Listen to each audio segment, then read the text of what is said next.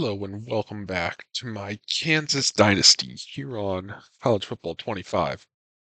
In this video, we got our Big 12 championship and hopefully playoff games in the offseason.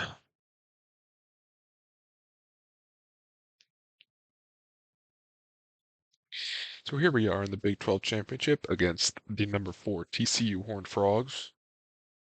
Number 4 versus number 7, both 11-1, 8-1 in the Big 12.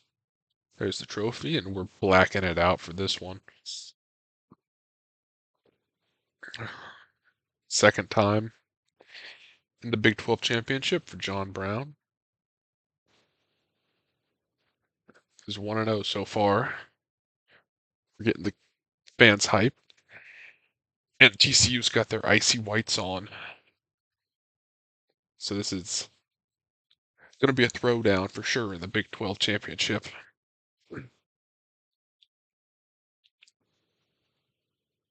Should be a good one. 4 versus 7. TCU versus Kansas at AT&T Stadium. And at halftime, we're up 13-6. And with 12 seconds left, we're up by 3. TCU's driving. Snaps the ball. He throws one over the middle to his receiver. Catches it. And I was hoping that the clock would run out, but first down stop clock, so they were able to spike it and attempt like a 51-yard field goal for the tie in overtime. And it's up and it's good. All right, so we head to OT in the Big 12 championship. I wouldn't be that happy if I was a fan. I thought we had this thing in the bag. But here are the overtime rules. Just like what you'd see on any other Saturday. And on the first possession, TCU gets down to the 1 on one play and runs it in for the score to make it 30-23. But we get a chance to respond on our possession. Baskerville fires one, and it's caught for a touchdown by Joey Heron. And that's going to tie up the game. Hit him with the on his head celebration. And so we get the ball on the second OT2. And we throw a quick RPO bubble. I think that's Denzel Slater out there. He catches it, gets down to about the 10. And on first and goal from the 9, everyone's favorite down and distance, we run a play action, not something I would have done. And we get sacked. Can't take sacks down here in the red zone, especially in overtime. So we're back. Second and goal from 18. And we're going to run it, and we get stopped immediately. No push from our line. So third and goal from the 22. Going the wrong way. Snap it, and it's a screen pass. I just don't think I would have called that sequence of plays in that situation. But the simulation. So we line up for a field goal that will give us the lead. And he drills it. Cortez Teague, pretty reliable.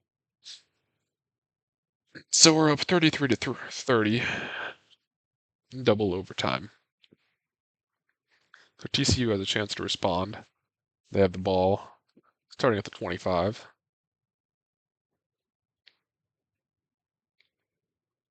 Man, only a 3-man rush.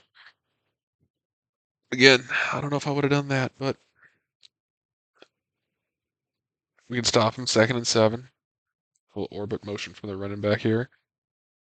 Their right tackle pulled all the way to the other side. And it was a little tight end screen. And it's a nice open field tackle by Denton McKenzie.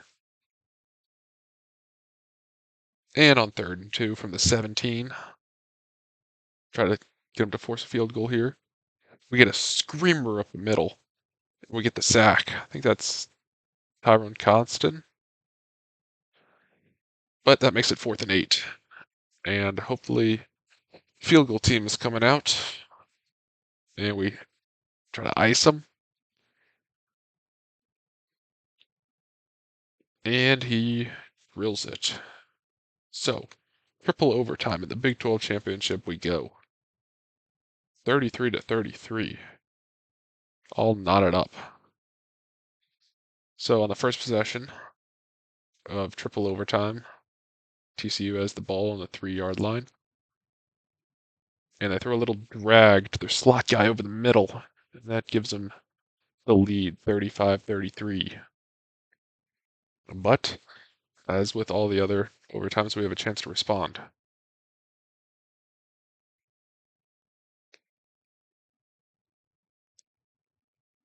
And we run a sweep. Man. Man, our offensive coordinator is going to have some explaining to do. Those last couple possessions in OT. Brutal. But here's how our stats looked. Pretty good day of offense, to be honest with you. We're only scoring 33 points. But Deion Baskerville does win Big 12 Offensive Player of the Week in a loss. So he did all he could. And we're going to have to see if we're going to make the playoffs. We're sitting at number 9 after that game. So as of now, we would be in. And it looks like we're still number 9 in the country. So it looks like we'll be playing in the playoffs. And Portland Warrior, what a name, wins the Heisman for Alabama. And we will be facing off against the Syracuse Orange up in New York. And the old Carrier Dome, which something wireless dome now, but anyway. So number 7 Kansas versus, or number 9 Kansas versus number 7 Syracuse. 9-4 gets you number 7, man. Oh man, look at that orange guy. Anyway, beautiful sight for a college football playoff game. What a unique stadium. But it's looking like our road is coming to an end. Defense just forgot to get off the plane, it looks like. 52 points. You're not going to win a game doing that. We did outgain them. Kept it kind of close. We just got off to too slow of a start. And it looks like Deion Baskerville got hurt. He was 4 for 9 with 44% completion percentage. And Tracy Crumpler came in and did a nice job being a backup. He also led us in rushing. Receiving wise, Joey Heron in his final game, 140 receiving yards. Mateo Ayu got some playing time. DeMarcus Howard led us in tackles. And that will end our season in round 1 of the playoffs. And let's just simulate on to the offseason. So here's how the season stats ended up. Deion Baskerville, 32 touchdowns, 5 interceptions, 64% completion. I think that's his best year. Jimmy Wooten, here's his rushing stats, led us in rushing. A lot of people got rushing attempts this year. Receiving wise, Joey Heron was over 1,000 yards and had 12 touchdowns. Malik Bourne had 8. Emmanuel Littlejohn almost 700 yards. DeMarcus Howard led us in tackles. That's kind of scary as a corner. Denton McKenzie was right behind him. Cortez Teague, 86% field goal percentage, 25 of 29. 2 of them were blocked. Yikes. And Alabama versus Tennessee for the national championship, it looks like. So here's how the bracket is played out.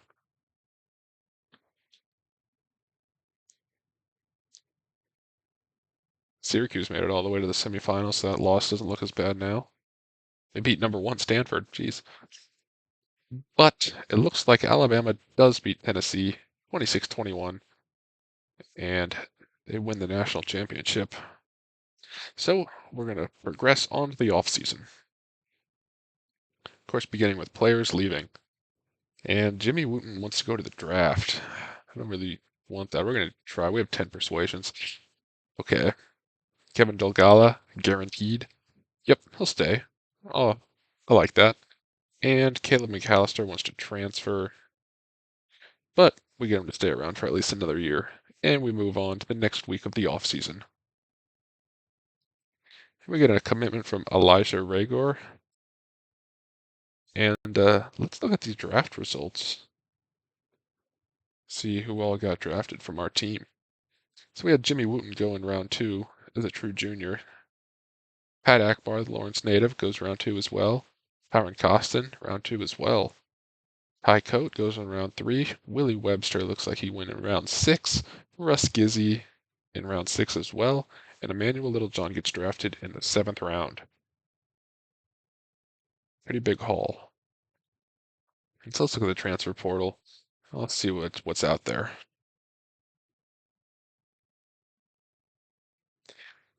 And we're back. So, yeah, Niles Isaac is now off our board. And, Colorado State look like they're trying to come in and steal Jaron Beach from us. He is from Colorado, but we got a pretty big lead. We know what he likes, and we're going to schedule him for a visit. We're going to sell him on athletic facilities with that B+. Love those improvements. And here's the guy I found. We're going to scout him from Omaha, Nebraska, 95 speed. So he gets a scholarship. We're going to send the house on him, of course, because got a bunch of hours that aren't doing anything for us.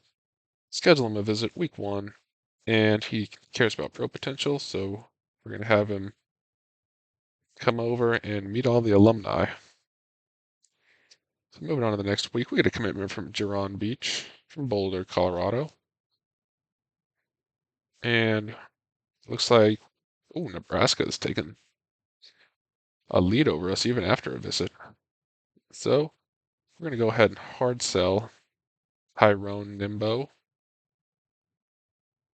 with the clutch. And then we're going to maximize his hours for his interest by contacting his friends and family. So with that, we can go ahead and simulate all the way to signing day. Tyrone Nimbo, we get him 4-star from Nebraska. And to National Signing Day we go. Here we are on National Signing Day. Here's how our board looked. And Oregon gets a number 1 class. The usuals up top. And we finish with the number 16 class in the country. 1 5-star, 7 4-stars, 18 3-stars. And we start off with our tight end, our 6'5" tight end. Tyrone Nimbo, our transfer. And then our 5'7" receiver.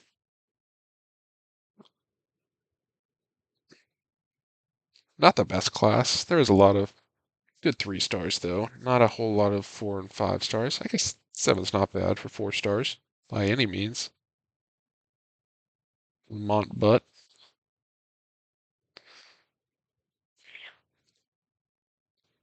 I got 2 kickers. One of them will be playing punter because there weren't very many punters going around. But look at all these gym 3-stars. And bust kickers. That's all right. Decent class, good enough.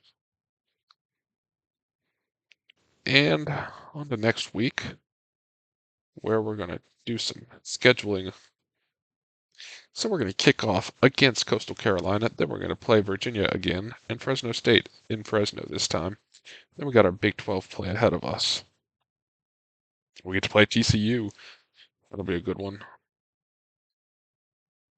And we finish off at Kansas State. So I'm going to go through here and look at some of the potential recruits. And here's how our board has ended up. We got Edward Ali, a 5-star, number 1 player in the country, a D-end as well. Chad Vildor, J.D. Workman, KC, Darvin Granger from Manhattan, Marco Hicks, Gem 4-star. There's a lot of high-rated recruits on this board. A lot of good people in the Midwest. Evan Square, Steve Bobber, Gem 3-star from Omaha. Dante Parrish, Sean Humphries from Leawood. 3-star run stopper, Alan Lane. And we're going to finish it off with Levi Tyree, Alex Thomas, and Joel Fuller, a 3-star gem. But I think that's going to do it for this episode. The next one, we're going to go through the regular season, maybe get to the playoffs.